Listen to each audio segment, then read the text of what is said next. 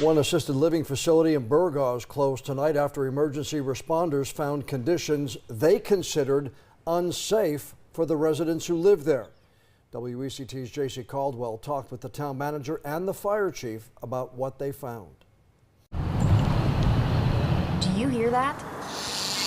Exactly. You can't hear anything but the birds singing at Poplar Grove Assisted Living Facility in Burgaw because no residents or staff are here.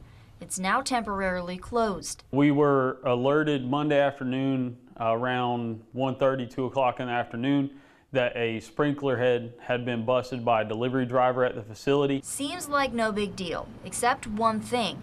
Town Fire Chief Jonathan Previtt says fire officials never got a water flow alarm when it happened, and they should have.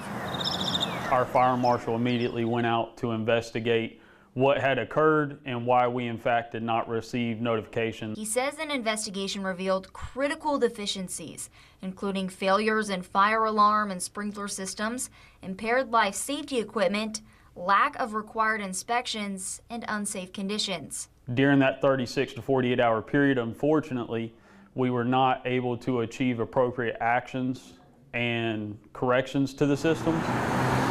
Previtt and other town officials decided the facility needed to immediately evacuate. I don't believe this has happened to this severity. Most facilities, when they have an issue, it's already corrected pretty immediately. Town officials say when it's not corrected, it's a huge safety concern. For example, the assisted living facility is only about half a mile from the fire station.